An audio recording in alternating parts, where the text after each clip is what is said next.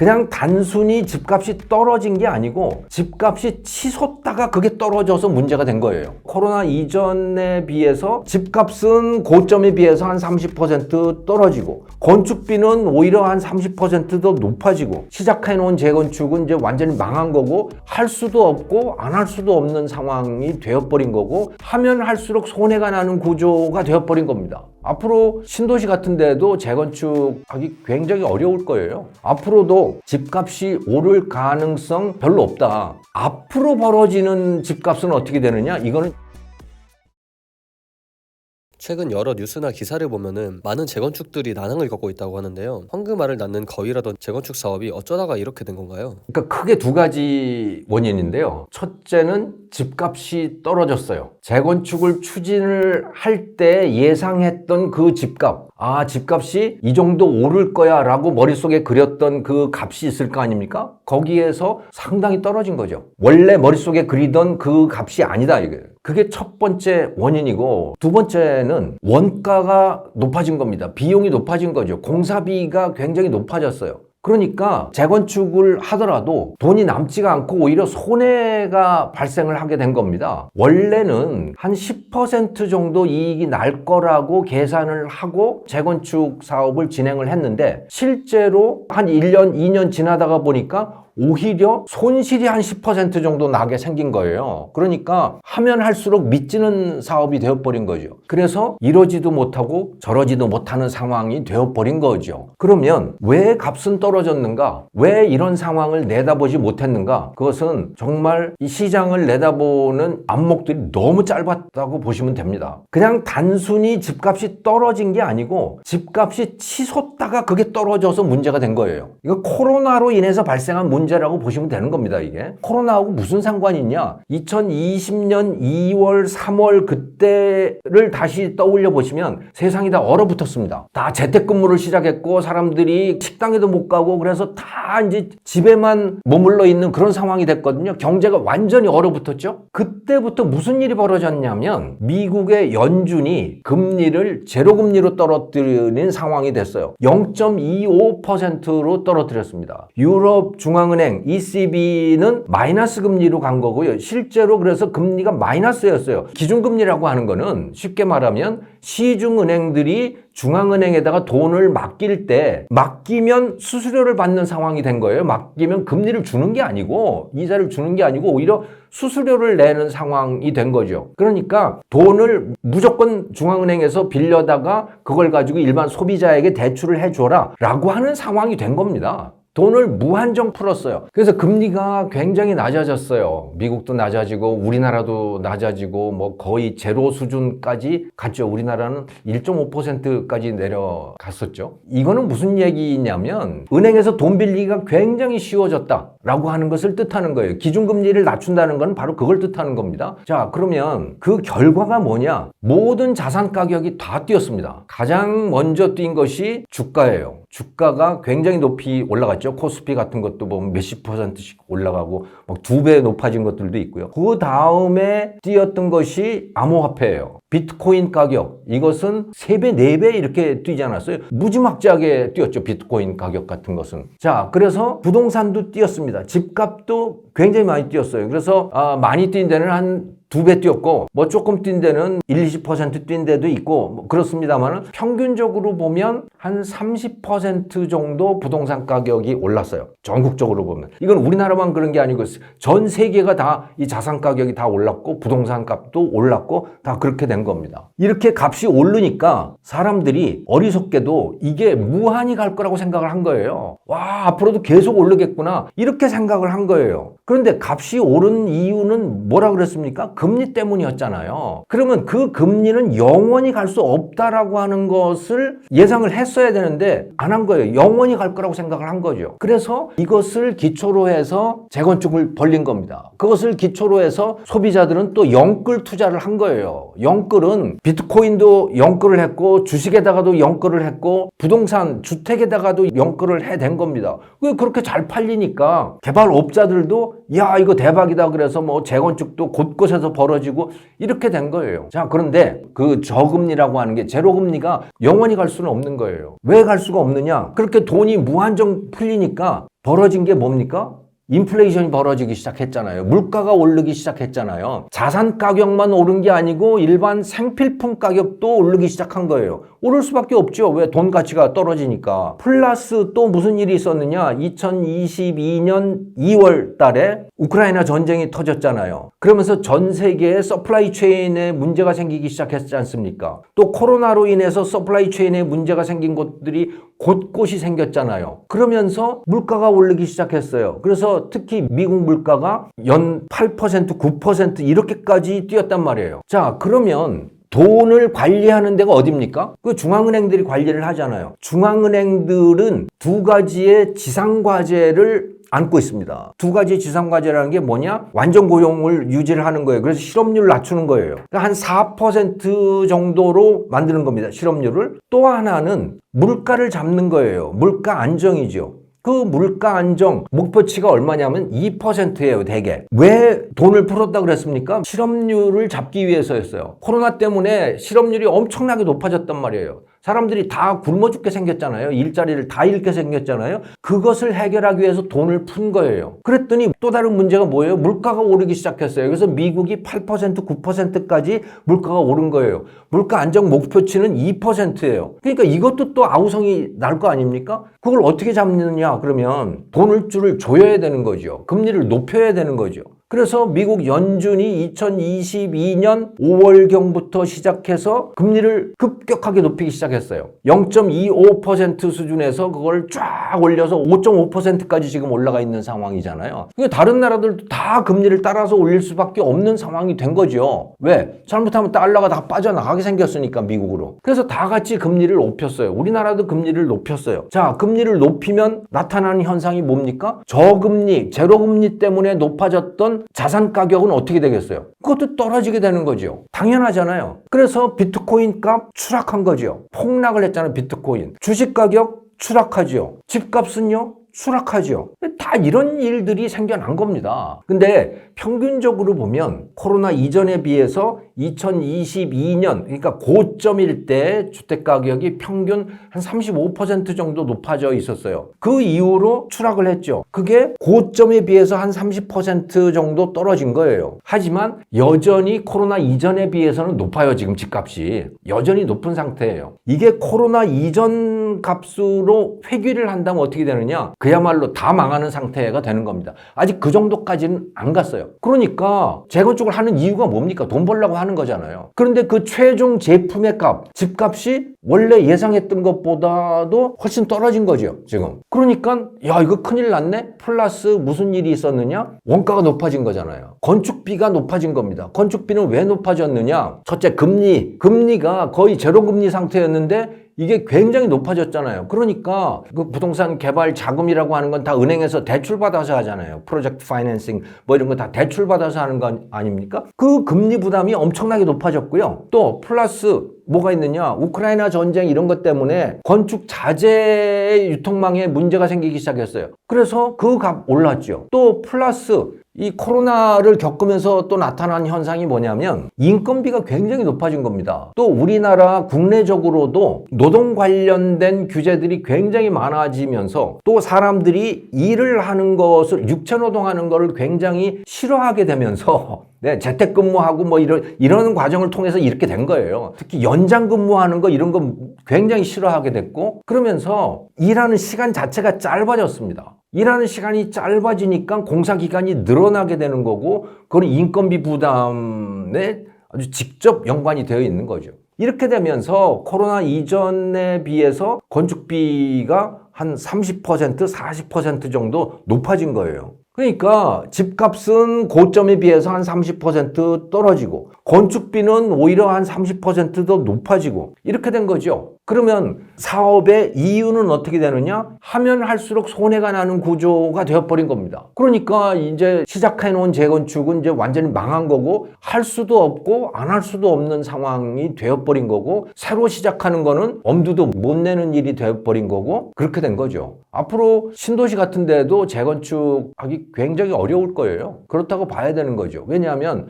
앞으로도 집값이 오를 가능성 별로 없다. 지금 집값이 떨어지는 거는 다시 말씀을 드리지만 금리가 제로금리 상태로 떨어졌다가 급격하게 올라가는 것 때문에 집값이 떨어진 겁니다. 지금은. 앞으로 벌어지는 집값은 어떻게 되느냐? 이거는 인구와 소득 때문에 이제 집값이 오르지 않을 거예요. 인구가 급격하게 줄어들고 소득은 별로 늘어날 가능성이 별로 없습니다. 우리나라가. 왜? 중국하고 지금 산업이 다 지금 겹치는 상황이 되어버렸거든요. 중국이 수출하는 것들은 우리가 수출할 수 없는 상황이 되는데 그 중국이 우리의 주력 산업 제품들 그것을 이제 주력 산업으로 하게 된 거예요. 그러면서 직접 부딪히게 된 거죠. 그 우리가 소득을 올리기가 굉장히 어려워진 상태가 된 거고 인구는 줄어들고 소득은 늘어날 가능성이 별로 없고 이렇게 되니까 집값도 오를 가능성 없는 거죠. 오히려 소멸하는 지역들이 많이 생겨나는 그런 상황이 되는 겁니다. 이 정도 말씀드릴 수 있겠네요. 지금 현재 우리나라의 금리가 미국보다 한참 낮은 수준인데 현재 우리나라의 금리는 어느 정도이며 앞으로의 금리 변동이 어떻게 될지 궁금합니다. 우리나라가 미국보다 금리가 낮은 거는 사실이죠. 지금 3.5%인가 기준금리가 그렇게 돼 있고 미국은 5.5%이니까 상당히 낮은 수준인 건 사실이지만 이미 이 정도 수준에서 지금 자금 시장이 균형을 이루고 있기 때문에요. 특별히 금리를 더 높여서 달러 자금을 끌어들인다? 그럴 필요는 저는 없다고 봐요. 한국은행 입장에서도 분명히 그럴 것이고 오히려 그 금리를 더 높였다가는 부동산 시장이라든가 주식 시장이라든가 이런 데에 안 그래도 어려운 상황에서 더 치명타를 가할 수 있기 때문에 금리가 오를 가능성은 저는 없다고 봅니다. 오히려 내리면 내렸죠. 최근에 새로 벌어지고 있는 일들을 보면 유럽 중앙은행 ECB가 금리를 조금 낮췄잖아요. 캐나다 중앙은행도 금리를 조금 낮췄습니다. 이제 자산 시장이라든가 또 이 전반적인 고용 상황이라든가 이런 게 나빠지고 있기 때문에 그 문제를 해결하기 위해서는 금리를 낮출 수밖에 없다. 시중에 돈을 더 공급할 수밖에 없다. 이런 판단들을 하게 된 것 같아요. 그런데 미국은 여전히 고금리 상태를 그대로 유지를 하고 있습니다. 왜냐? 미국의 물가가 안 잡히고 있고 고용 상황도 실업률이 4% 정도 그 정도 수준을 유지하고 있거든요. 그러니까 미국 연준의 입장에서는 실업률 4%면 뭐 괜찮아. 그러니까 고용 상황은 괜찮은 수준인 거고요. 물가는 지난 4월 달이 최근 숫자인데 3.4% 이런 거예요. 그러니까 미국의 연준의 목표치는 2%입니다. 2%보다도 여전히 물가가 높은 상황이기 때문에 아직 금리를 낮출 상황은 아니라고 판단을 하고 있는 것 같아요. 근데 다른 나라들은 이제 그걸 견디기가 힘들기 때문에 조금씩 이제 낮추기 시작하는 상황이고 미국은 아직은 아니다라고 생각하는 상황이고 우리나라는 어떨까? 우리나라도 아마 미국이 현재의 기준금리 5.5%를 유지하고 있는 한은 우리나라도 그대로 갈 가능성이 높습니다. 그리고 바이든이 집권하고 있는 상황에서는 계속 그럴 거라고 보는데 여기에도 이 트럼프 변수가 굉장히 중요합니다. 트럼프가 만약에 올 11월 달에 대통령이 되어서 내년부터는 트럼프가 대통령인 미국이 된다. 그러면요, 상황이 완전히 달라질 수 있습니다. 왜냐? 트럼프는 금리를 확실하게 낮출 거예요. 미국의 연준 파월 의장을 임명한 사람이 트럼프거든요. 트럼프가 파월을 임명한 이유는 파월이 약하다고 생각했기 때문입니다. 파월이 그렇게 고집이 센 사람이 아니라고 생각을 한 거예요. 트럼프가 원하는 건 뭐냐면 돈을 많이 푸는 거예요. 돈을 많이 풀어서 미국 경기가 굉장히 좋아지게 만드는 겁니다. 그래서 미국의 제조업도 살아나고 뭐 이렇게 되기를 원하는 거예요. 그러자면 돈을 풀어야 되잖아요. 금리를 낮춰야 되잖아요. 그런데 미국은 또 세계 대부분의 나라의 중앙은행들이 그렇지만 소위 중앙은행의 독립성이라고 하는 것이 보장이 되어 있습니다. 그게 1980년대부터 그렇게 돼 있었어요. 그건 전통처럼 그렇게 됐거든요. 그러니까 한마디로 말해서 미국 대통령이나 의회가 중앙은행에다가 금리를 낮춰라 높여라 말을 안 하는 제도인 거예요, 이게. 그러니까 중앙은행은 민주주의에서 벗어나 있어요. 중앙은행은 민중의 뜻하고 아무 관계없이 다수결과 아무 관계없이 금리 정책, 통화 정책을 펴는 겁니다. 그게 중앙은행의 독립성이에요. 그리고 그들은 목표가 뭐냐면 완전 고용 플러스 물가 목표 2% 이거예요. 민주주의하고 아무 관계도 없어요. 이거는 그냥 민중의 뜻이 뭐든 그렇게 간다는 거거든요. 그런데 트럼프는 중앙은행이 독립되기를 원치 않아요. 자기 말을 듣기를 원하는 거예요. 미국 연준이. 그거는 뭐냐? 야, 물가 목표 2% 그런 건 중요하지 않아. 그냥 경기가 좋아지면 좋겠어. 미국의 제조업이 살아났으면 좋겠어. 이걸 원하는 거죠. 그리고 미국 정부가 재정 적자 얼마든지 발행했으면 좋겠어. 이걸 원하는 거예요. 트럼프는. 그러기 위해서 파월 교체하기를 원하는 겁니다.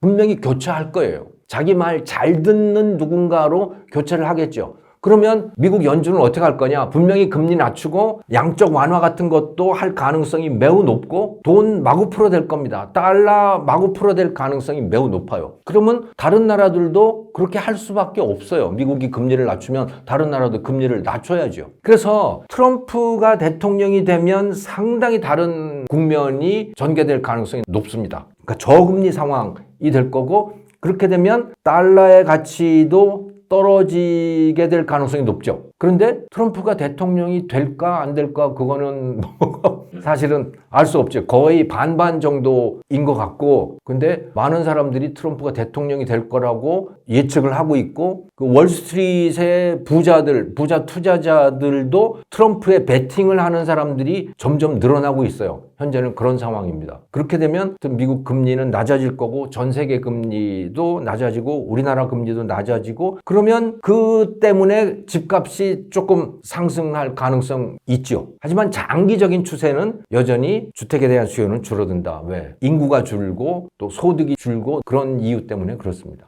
부동산 위기에 대해서 이야기할 때면 가장 먼저 떠오르는 게 바로 이웃나라인 일본의 부동산 버블 붕괴이잖아요. 많은 분들이 우리나라도 일본처럼 부동산 폭락하는 거 아니냐 이런 얘기도 좀 하고 계십니다. 이에 대해서는 어떻게 생각하시나요?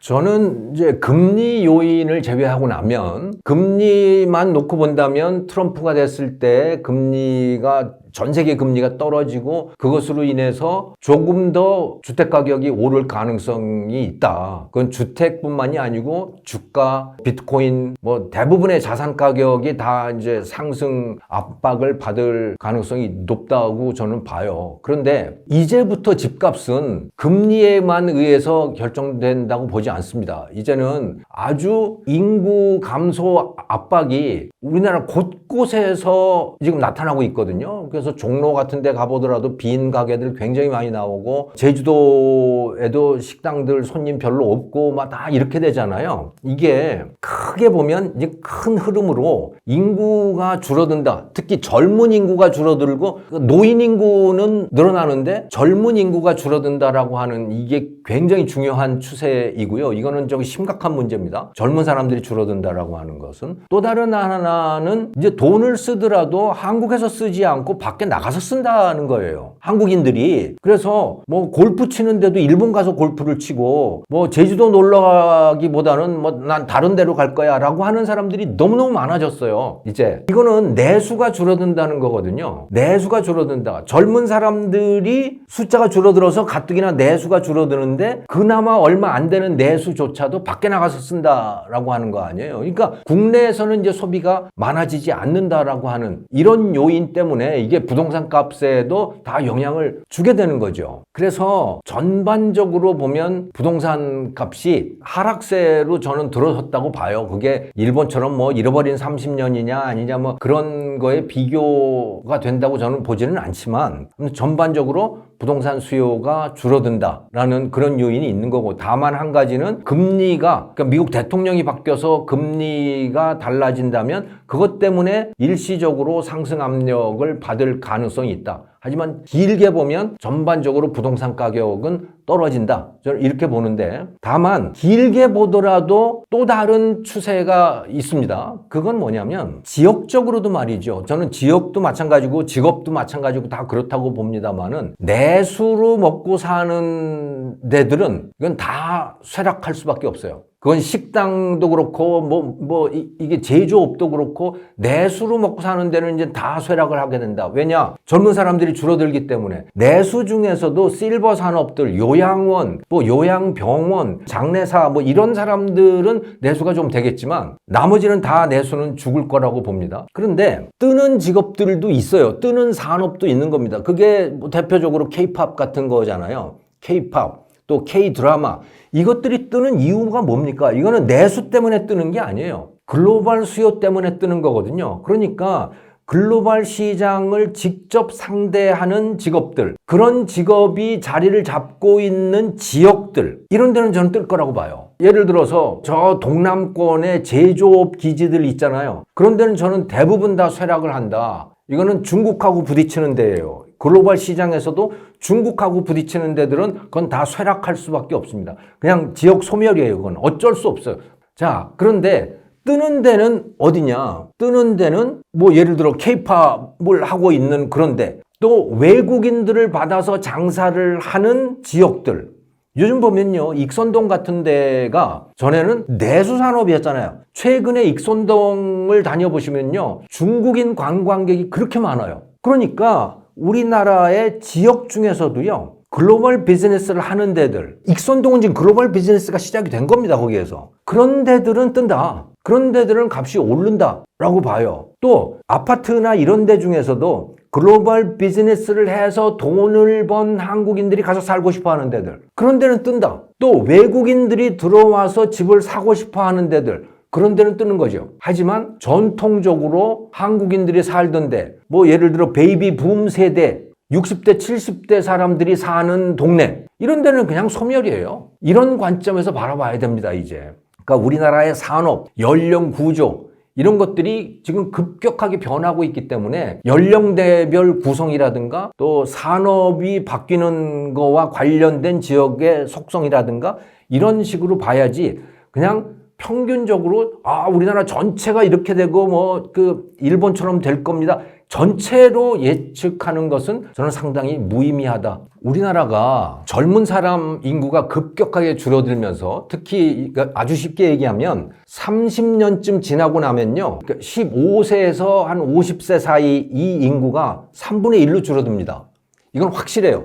그게 우리나라 합계 출산율 0.7이라고 하는 숫자가 말해주는 것이 바로 그거예요. 젊은 사람 숫자가 한 30년 지나고 나면 3분의 1로 줄어든다라고 하는 거예요. 이거는 그러니까 소멸이죠. 나이 든 사람은 많아져요. 근데 나이 든 사람은 산업이라든가 부동산 시장 별로 관계없어요. 오히려 그냥 소멸입니다. 그거는. 나이 든 사람이 사는 데는 집값도 떨어지게 돼 있어요. 우리나라가 이제 내수라고 하는 관점에서 보면요, 어떤 나라처럼 되냐면 싱가포르처럼 되는 겁니다. 싱가포르 인구가 한 800만 되잖아요. 800만 정도가 되면 그건 내수가 없는 거예요. 그런데 1인당 소득이 얼마냐면 싱가포르이 8만 3천 달러거든요. 우리보다 2배가 더 높아요. 그럼 그 사람들은 어떻게 해서 그 돈을 다 버느냐? 그건 글로벌 비즈니스예요. 그 사람들은 기본적으로 내수로 장사를 하지 않아요. 다 글로벌 비즈니스를 하는 겁니다. 그러니까 내수라고 보이는 것조차도 외국인들이 싱가포르에 들어와서 돈을 쓰는 거예요. 그 글로벌 비즈니스예요. 그러니까 세계의 이 다국적 기업들의 아시아 본사는 다 싱가포르에 가 있잖아요.